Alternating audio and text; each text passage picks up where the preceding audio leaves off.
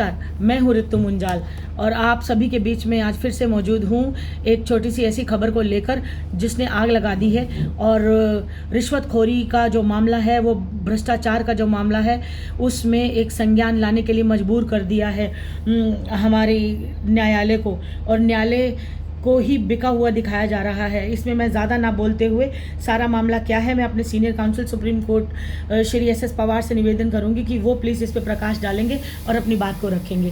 Please sir. नमस्कार दोस्तों, मैं advocate S Pawar, senior advocate.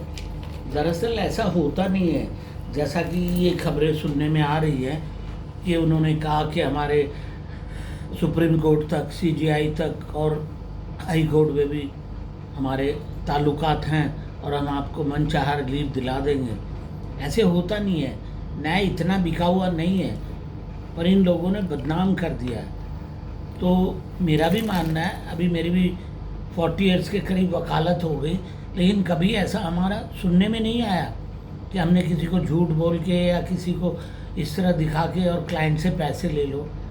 भाई मेरिट पे जो होता है, मेहनत करते हैं, वो अलग बात है कि अगर कुछ उनके केस में इस तरह का कुछ है, कोई ऐसी मेरिट या डीमेरिट है, वो तो न्यायालय के समक्ष प्रस्तुत किए जाते ही हैं। लेकिन ये गलत है दरअसल इस तरह करना, and this is not fair enough. Even the lawyers they should not go to such a this thing कि they keep on saying I have a good connection in High Court and Supreme Court, and afterwards even they are not able to bring him the justice. Whatever you promise, at least you should keep that. But I don't think so that these people are doing whoever or whatever he may have done, but he has extorted the money from his client. This is not fair. I don't agree with that. See, on merit you can do anything. You can fight for your client, or you can try your level best to bring him justice. But this is not the way. Actually, judiciary इतनी corrupt भी नहीं है कि उसको इस तरह बदनाम किया जाए या यूँ कह के पैसे खा लिए जाए। Ultimately you have to face the music. आप पैसे खा लोगे, उस जुडिशियल ऑफिसर ने थोड़ी ना खाए जिसका आप नाम स्कैंडलाइज कर रहे हो और गलत कर रहे हो। तो मेरा कहना यही है आप सभी लोगों से, कभी इनके झांसे में मत आइएगा। आप अपने सही बात बताइए, अपने वकील से मिलिए और आगे का वो तय कीजिए कि वो what you are going to do the course of action and how you are fighting your case. But I don't agree with this. If you are using such cheap words, कि yes your job will be done and I have taken so many this thing, earlier also I provided such facility, I don't think so agree. तो आप लोग ऐसे लोगों से सावधान रहिए। देखो, भले वो हमारे कलीग हों, कुछ भी हो, but I don't support them. ठीक है, तो आप सावधान रहें और थोड़े सजग रहें और ध्यान रखें। ठीक है, जय हिंद, जय Bharat. Thank you so much.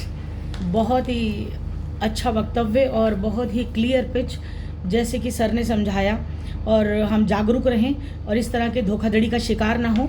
कोई जज रिश्वत नहीं लेता, कोई जज पैसे नहीं मांगता, और जो स्कैंडल करते हैं या जो इस तरह के आपको छलावे देते हैं, वो धोखेबाज लोगों के खिलाफ आप FIR दर्ज करवाइए, केस मुकदमा बनवाइए और ऐसे किसी भी झूठे झांसे में ना आइए, क्योंकि जज बिक रहे हैं और जजों को बदनाम किया जा रहा है, वकीलों के थ्रू भी बदनाम किया जा रहा है और वैसे उद्योगपतियों की तरफ भी किया जा रहा है। तो हम इन चीज़ों को बिल्कुल नहीं मानते। मैं पर्सनली ऋतु मुंजाल आपको बता दूं कि मैं रिश्वत के बिल्कुल खिलाफ हूं, और हमारे सीनियर काउंसिल लीगल एड के काउंसलर रहे, 10 साल पैनल पर रहे, एक पैसा भी रिश्वत ना लिया ना दिया। किसी के साथ प्यार से रोटी खा लेना, किसी के साथ बैठ के डिनर शेयर कर लेना रिश्वत नहीं है। लेकिन अगर आप किसी को ऑब्लाइज करते हैं, कोई गिफ्ट देते हैं और इस तरह के करोड़ों रुपए, आप लाखों रुपए दे देते हैं अपनी छोटी सी स्पेशल लीव पिटिशन को अलाउ करवाने के लिए, या बड़ी भी हो सकती है, कई सौ करोड़ का मामला होगा तभी तो ये इतना प्रपंच रचा गया है, वरना लालची लालच को मारता है और लालची लालच को बढ़ाता है। आप थोड़े से लालच को कम करने के लिए आपने और लालचियों को अपने साथ जोड़ लिया। तो ये भ्रष्टाचार नहीं चलेगा, बहुत जल्दी इसको ख़त्म होना पड़ेगा। जितनी इसमें सेंट्रल गवर्नमेंट स्ट्रिक्ट है, उससे ज़्यादा स्टेट गवर्नमेंट भी स्ट्रिक्ट है, और उससे ज़्यादा हम लोगों को अवेयर होना पड़ेगा, कॉमन आदमी को अवेयर होना पड़ेगा। हमें सतर्क रहना होगा और हमें ये जानकारी सब तक पहुंचानी होगी कि कभी भी किसी भी जज के नाम पे कोई कॉल आती है या कोई रिश्वत मांगी जाती है तो उसको बिल्कुल दरकिनार कर दें। ये सब धोखाधड़ी की बातें हैं। मेरे चैम्बर में रोज़ 10 लोग 4 लोग आते हैं और ऐसी ही फालतू की बातें मनगढ़ंत करते हैं कि उस जज का कोई काम आए तो बताओ, और उस जज का कोई काम आए तो बताओ, वो जज बिका हुआ है, वो जज बिका हुआ है। लेकिन मैं एक कान से सुनती हूँ और दूसरे कान तक जाने नहीं देती, उस बात को बाहर कर देती हूँ। ऐसे ही आप भी कर दीजिए, क्योंकि जो सच्चाई के रास्ते पे चल के कामयाब होगा, और आजकल सब कुछ डिजिटल हो गया है, सब कुछ पकड़ में आ जाता है, चाहे आप कितना ही छुपा के चलो। तो निवेदन यही है कि गलत काम से बचें और इस तरह की छोटी छोटी नीयत खराब ना करें, और इस तरह के प्रपंचों में और जालसाजियों में ना फंसें, धोखाधड़ी का शिकार ना हो, अपनी हार्ड एंड मनी को संभाल के रखें, टाइमली टैक्स पे करें, जो इनकम आप कमा रहे हैं उसको क्लियरली बताएं। चाहे आप 100 करोड़ कमा रहे हो, 20 करोड़ कमा रहे हो, 200 करोड़ कमा रहे हैं, 10 लाख कमा रहे हैं, 5 लाख कमा रहे हैं, 12 लाख तक तो एग्जम्पशन है लेडीज़ के लिए, और भी आपके पास बहुत बेनिफिट्स हैं। और सारा पैसा आप शो कीजिए, मतलब क्लियर चिट रहिए, एक नंबर का पैसा दिखाइए और अपना इज्जत से 30% कर उसका जीएसटी और टैक्स मिला के भरिए। और वहाँ कोई खामियां हैं तो उस टेक्निकल ग्राउंड पे बहस की जाएगी। इस तरह के भ्रष्टाचार को दरकिनार किया जाएगा।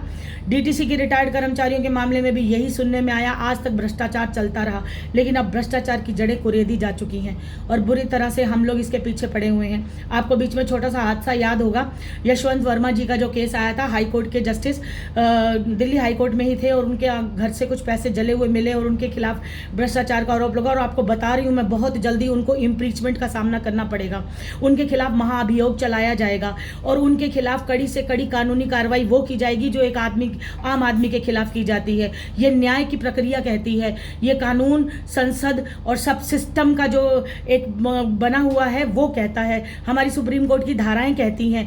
तो इसलिए उन कानून की धाराएं और उन जो हमारी सुप्रीम कोर्ट के अनुच्छेद हैं, हमारे जो कॉन्स्टिट्यूशन के आर्टिकल्स हैं, यानी संविधान के जो अनुच्छेद हैं, उनमें लिखा हुआ है कि हम इम्पीचमेंट करके किसी भी जज को उसके पद से हटा सकते हैं अगर वो भ्रष्टाचार में लिप्त पाया जाता है।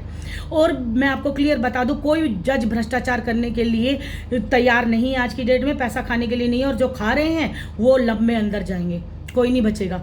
तो इसलिए आप लोग कॉमन आदमी हैं, आप लोगों के लिए भी ये सूचना है, और अपने जजेस साहब सुन रहे हैं तो उनके लिए भी यही सूचना है, एक वकील होने के नाते, और आगे जुडिशरी की तैयारी कर रही हूँ, इसलिए अपने क्लियर चिट रखना चाहती हूँ। जो पैसा मैं कमा रही हूँ वो मेरा अपना है।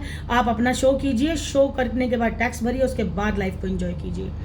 इन्हीं शब्दों के साथ हम अपनी वाणी को विराम देंगे। मैं और मेरे सीनियर काउंसिल दोनों आपसे इजाज़त लेंगे, और ये एक छोटी सी वीडियो हमने बनाई थी इस तरह के धांधली पे, इस पर आप विचार करें। सर इजाज़त लें। जय हिंद, जय हिंद, जय भारत, नमस्कार।